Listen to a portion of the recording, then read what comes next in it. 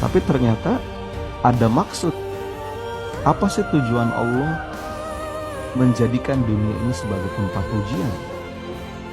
Ada cinta di balik itu. Ada maksud indah di balik itu. Sebagaimana sebuah hadis ini yang saya tulis di slide, teman-teman bisa baca bahwa ujian itu akan terus menimpa kita. Ujian itu akan terus menimpa orang-orang yang beriman. La yazalul bala'u bil mu'minin wal mu'minah. Ujian itu akan terus menimpa orang-orang yang beriman. Fi nafsihi. Dalam bentuk apa ujian itu? Mungkin yang diuji apa-apa yang ada dalam dirinya. Wa waladihi, anak-anaknya. Wa malihi, harta bendanya. Untuk apa sih tujuannya? Hatta yalqallaha wa laysa alaihi dzambun.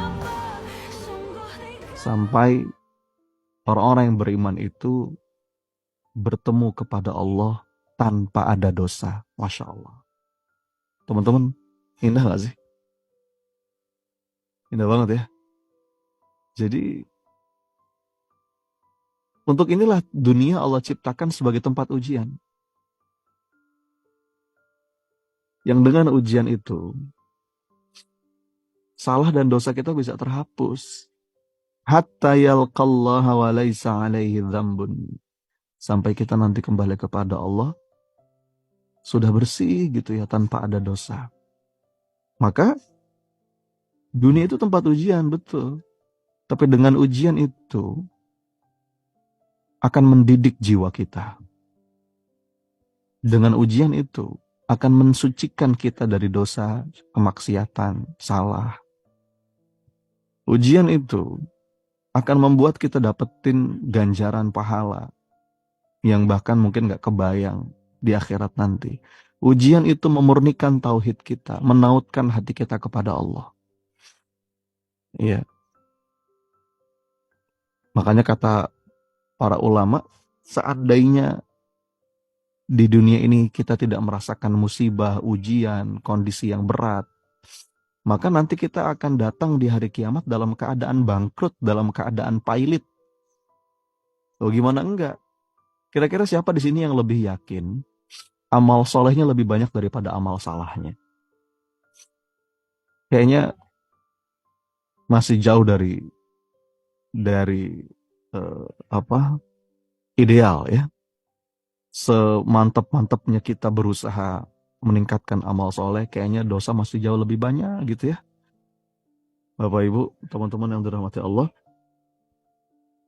kalau kita satu-satu muhasabah anggota tubuh kita, dari mata, ya Rob, banyak banget dosa di mata ini.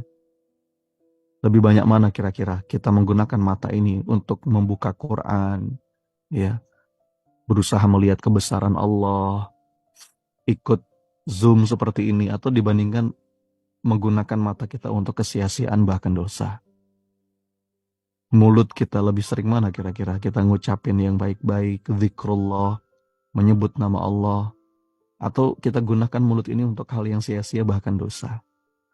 Ya, belum lagi tangan kita, kaki kita.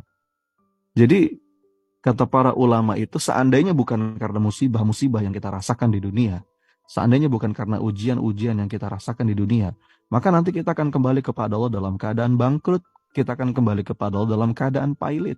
Dan itu yang gak kita inginkan. Maka ujian ini bentuk cinta. Ujian pasti turun. Hatta yalqallaha wa laysa alaihi dzambun. Dan ini sebagai parameter keimanan seorang hamba. Ini sebagai parameter kesabaran seorang hamba. Kalau nggak ada ujian, nggak akan kelihatan mana yang betul-betul beriman, mana yang betul-betul sabar. Ya, sebagaimana dalam sebuah ayat yang sangat populer, kata Allah, apakah manusia itu mengira bahwa mereka akan dibiarkan begitu saja mengucapkan kami beriman, sementara mereka belum diuji sama Allah. Dan besarnya pahala itu berbanding lurus dengan besarnya ujian yang Allah kasih. Maka ketika Allah mencintai suatu kaum, kaum itu akan diuji dengan berbagai macam cobaan. Ya. Barang siapa yang ridho dengan ujian itu, maka dia akan mendapatkan keridhaan Allah. Tapi barang siapa yang berkeluh kesah atas ujian itu, maka dia akan mendapatkan murkanya Allah. Na'udzubillah. Ketika seorang hamba itu dengan imannya dia bersabar, maka dia akan digolongkan menjadi hamba-hamba yang sabar. Ketika ada seorang hamba yang dengan imannya dia ridho, maka dia akan digolongkan dengan orang-orang yang ridho. Ketika ada seorang hamba yang dengan imannya dia malah memuji dan bersyukur kepada Allah atas segala apapun yang menimpa, maka dia akan digolongkan menjadi orang-orang yang bersyukur. Jadi semuanya baik.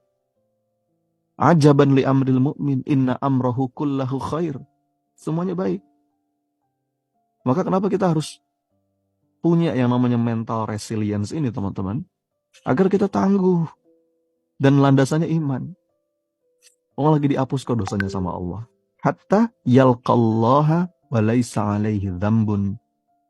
Sampai mudah-mudahan kita kembali kepada Allah dalam keadaan yang bersih, nggak ada dosa sedikit pun. Gitu ya.